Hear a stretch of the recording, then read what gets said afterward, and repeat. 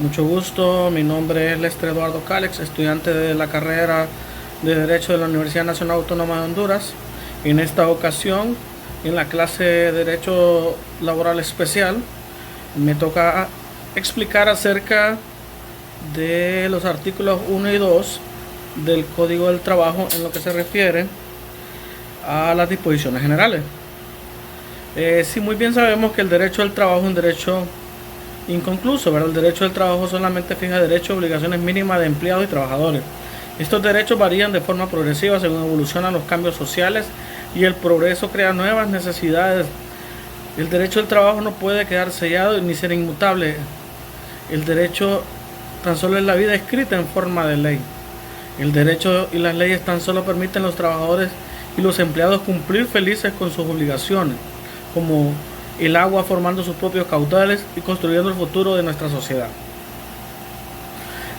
El artículo 1 nos habla acerca de la relación regulada entre el patrono y el trabajador, ya que la Constitución de la República lo menciona en su artículo 135. Sabemos que las leyes laborales estarán inspiradas en la armonía entre el capital y el trabajo como factores de producción. El Estado debe tutelar los derechos de los trabajadores y al mismo tiempo proteger el capital y el empleador. Todo el Código del Trabajo ha debido responder a esas exigencias conciliatorias y de garantizar una bien entendida justicia social, asegurando al obrero una vida decorosa y al patrono una compensación equitativa de sus inversiones pecuniarias, la vía por la cual el Estado moderno introduce un decisivo factor de equilibrio y pacificación en la intensa lucha económica de las clases sociales. Es inherente, quiérase o no, a la organización capitalista. Y si el código no se penetró en ese criterio rector, nada importa que se inicie con una declaración teórica transcribiendo la norma constitucional para prevenir a sus destinatarios de que regula los intereses obreros patronales sobre una base de justicia social, que efectivamente ellos se cumplen en todo el Código de Trabajo.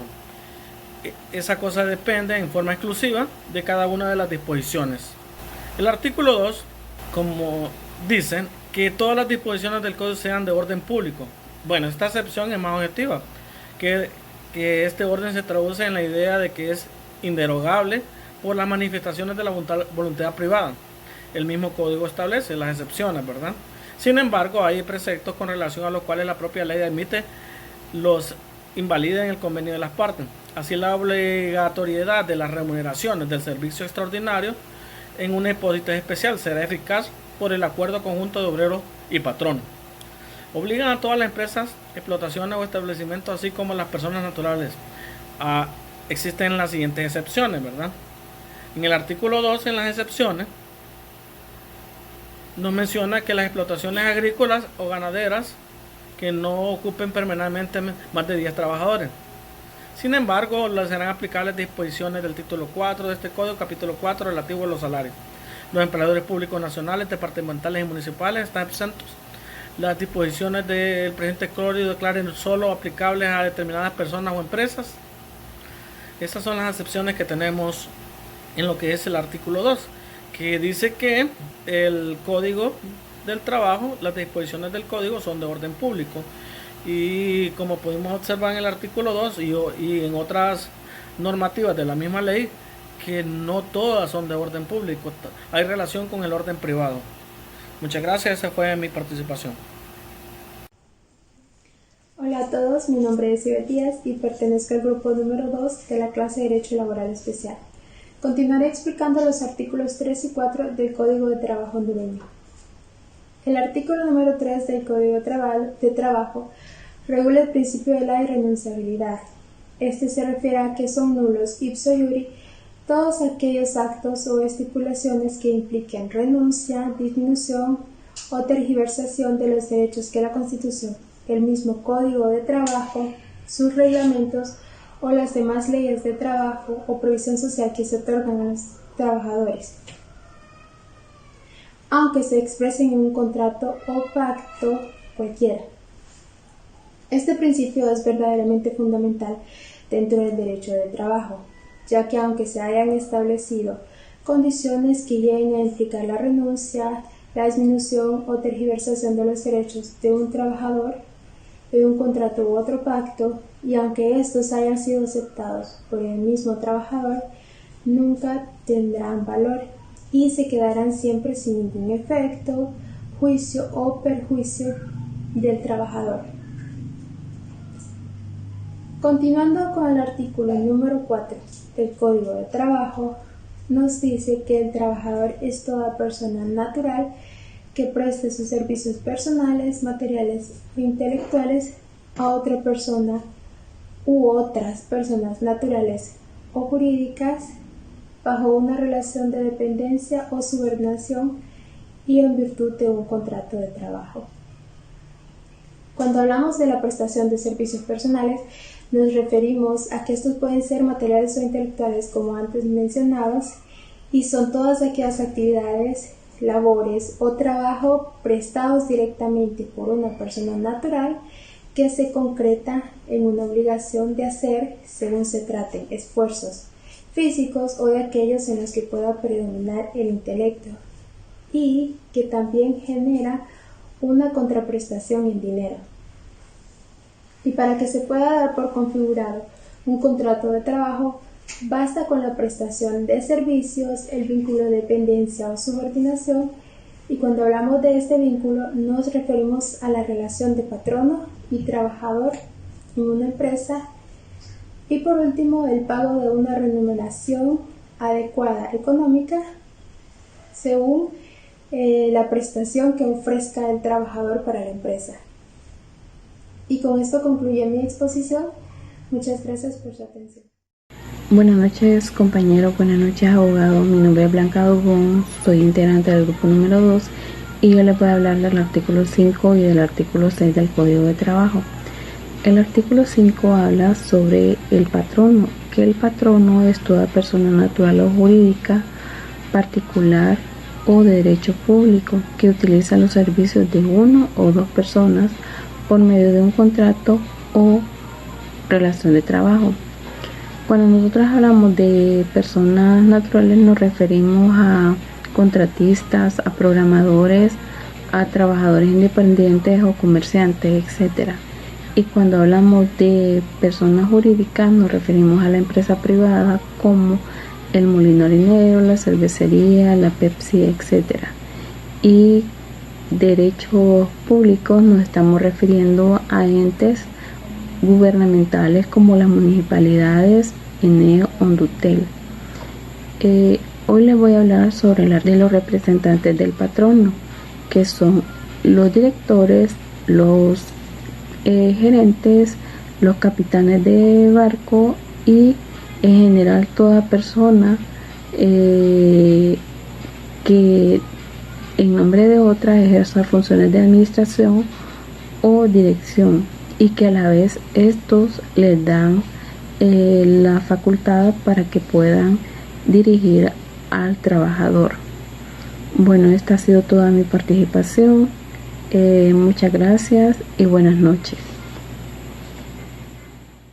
Buenas tardes, soy María Magdalena Hernández Iriarte, pertenezco a la Universidad Autónoma de Honduras. Estoy en la clase de laboral especial, que es la que imparte el abogado Marco Tulio Cartagena. Pertenezco al grupo número 2 de la clase de las 15 horas de la tarde. Vamos a hablar de las disposiciones generales del título 1 y del capítulo único de las mismas disposiciones generales. Y voy a impartir el artículo 7 y 8.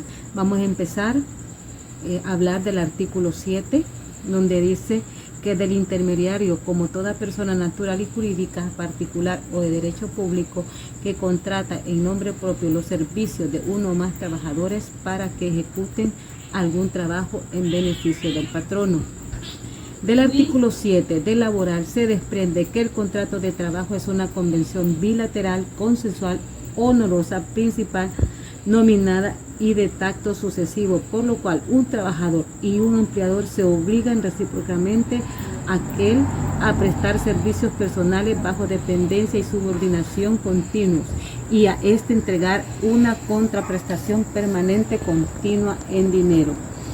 Este último queda obligado solidariamente por la gestión de aquel para que con él los trabajadores, en cuanto se refiere a los defectos legales que se deriven de la misma Constitución, del presente Código, de sus reglamentos y las disposiciones de previsión social. Este mismo artículo dice que el contrato individual de trabajo es una convención por la cual el empleador y el trabajador se obligan recíprocamente a prestar servicios personales bajo dependencia y subordinación del primero, y aquel a pagar estos servicios una remuneración determinada. De este modo vamos a hablar que existen otras 3 categorías del contrato laboral según el Código de Trabajo de Honduras. Los tipos de contrato laboral son por tiempo indefinido. Tiempo indefinido, en este tipo de contratos se tiene fecha de inicio de la contratación, pero no una fecha de finalización. Hay un contrato por tiempo limitado y hay un contrato por obra o servicios determinados. El periodo de prueba de cada contrato no puede exceder de 60 días. Es la etapa inicial del contrato de trabajo y tiene por objeto por parte del patrono apreciar actitudes del trabajador y por parte de la convivencia de las condiciones de trabajo. ¿Cuáles son los beneficios de un contrato laboral? Este documento beneficia tanto a los empleados como a las mismas empresas, pues establece diferentes obligaciones y responsabilidades de ambas partes. Asimismo, ayuda a tener todo un tipo de trato de manera legal y ordenada.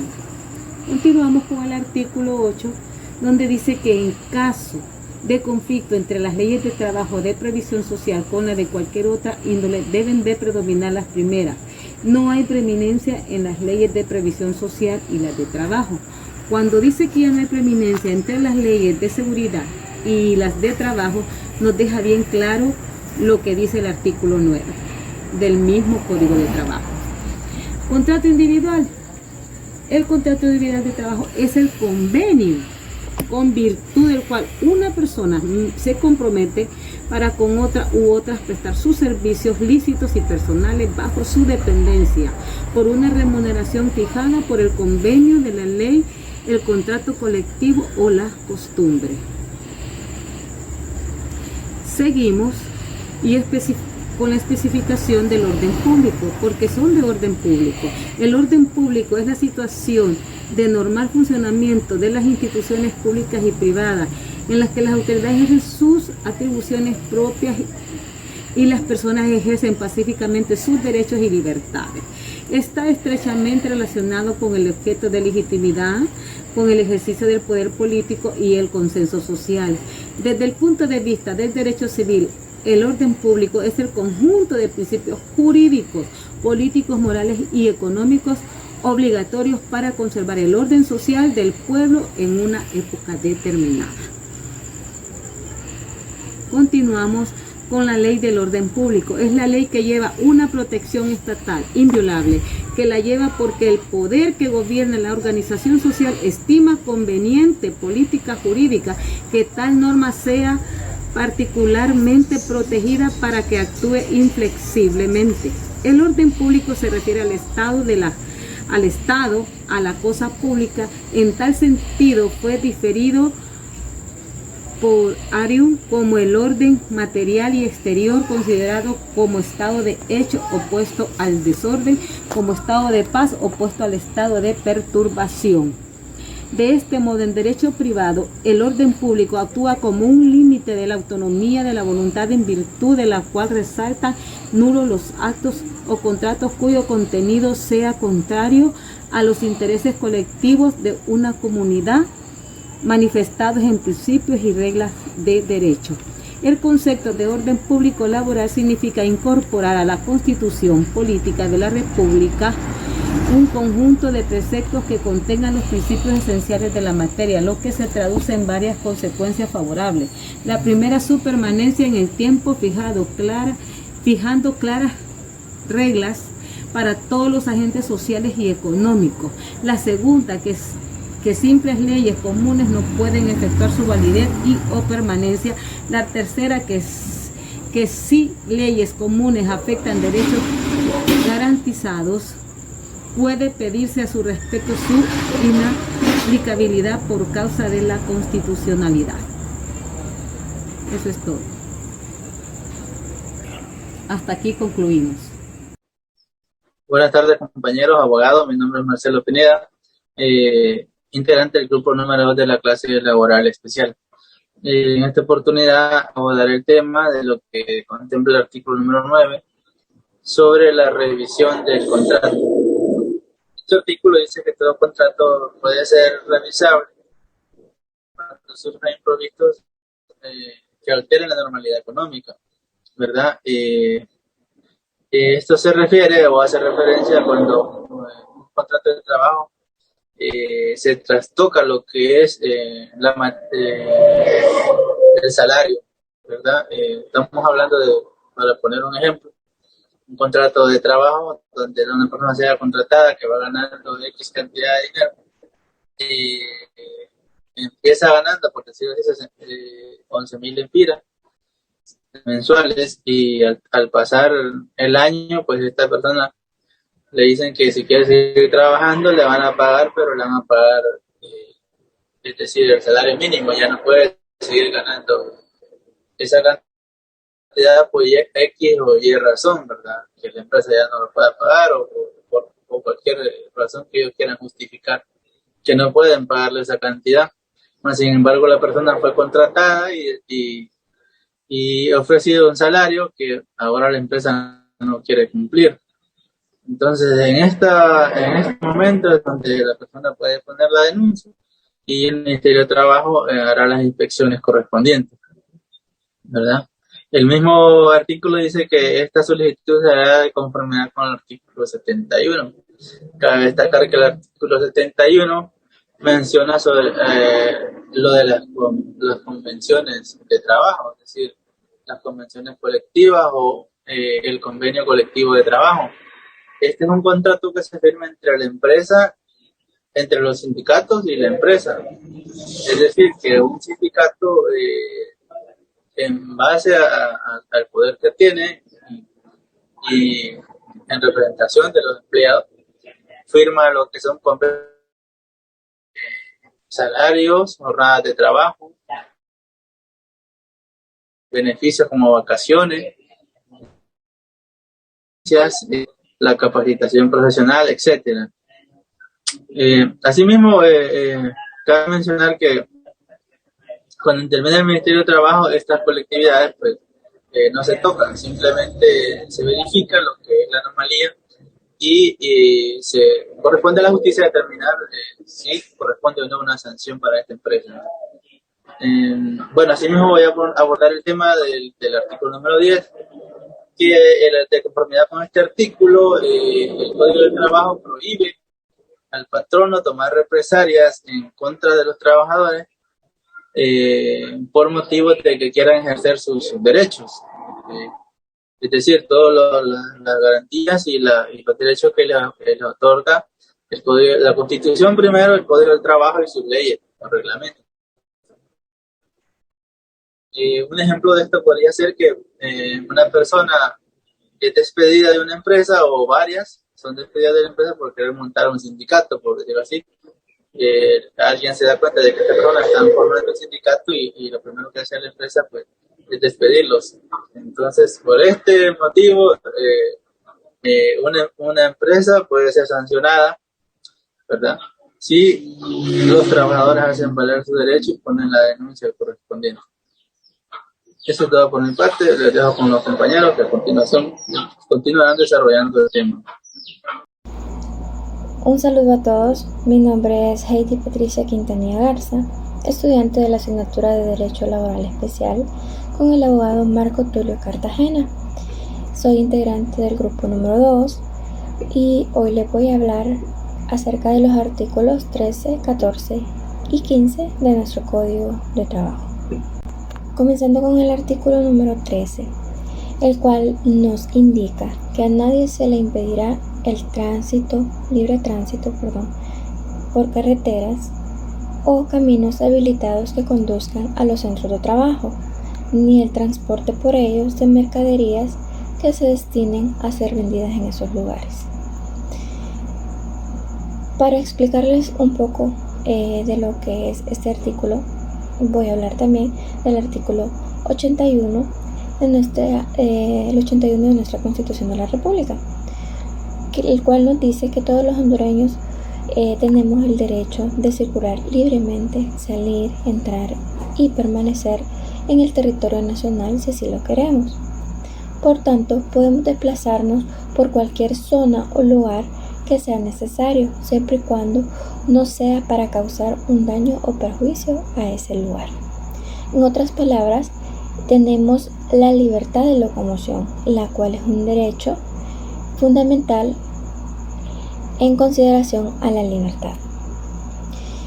En lo mencionado con las mercaderías, pues se deja claro que está prohibido impedir la libertad de ejercer comercio en esta zona de trabajo.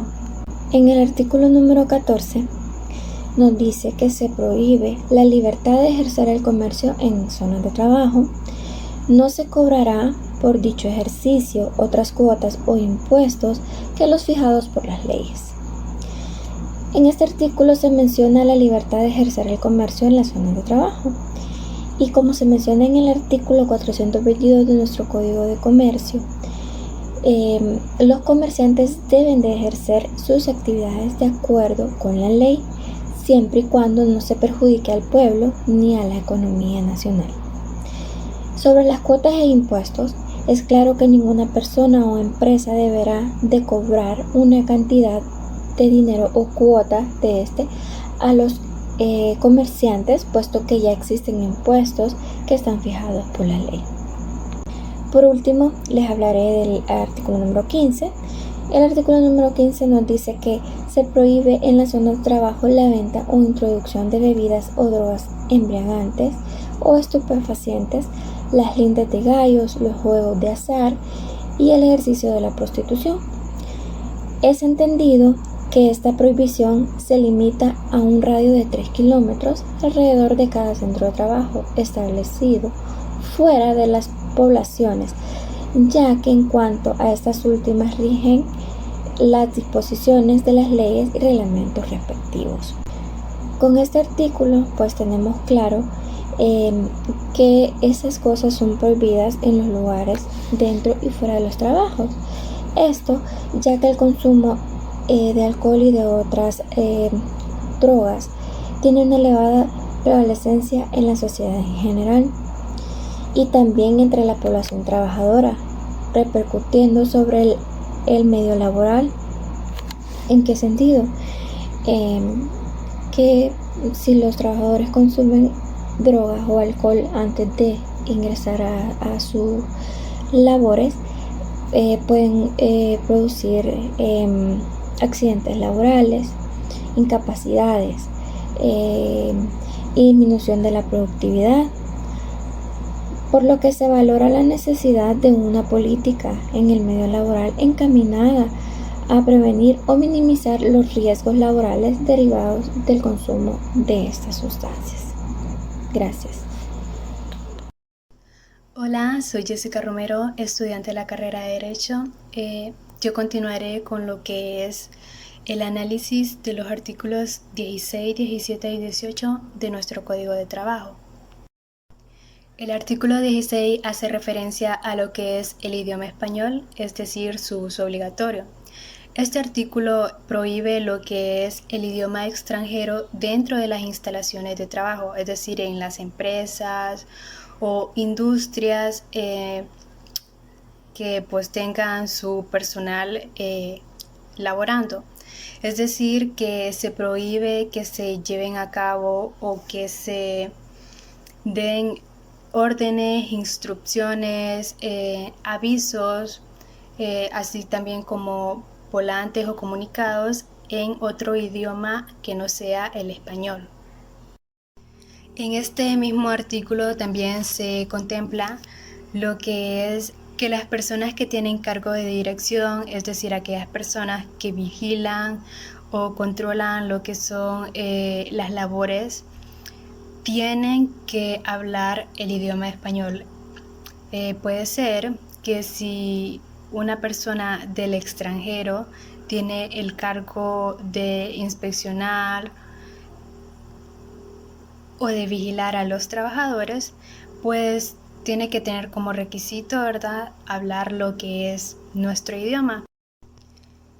El artículo 45 de nuestro Código Civil también hace referencia a lo que es el idioma legal, donde dice que el idioma legal en nuestro país es el castellano.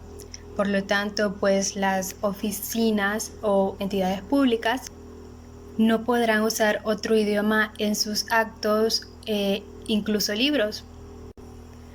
Así como también los libros de cuenta de los empresarios, comerciantes, banqueros, tienen que estar transcritos en nuestro idioma, que es el español o el castellano. También podemos encontrar que el artículo número 6 de la Constitución de la República respalda lo que es lo del tema del idioma, ya que dice que el idioma oficial de Honduras es el español. Por lo tanto, el Estado protegerá su pureza e incrementará su enseñanza.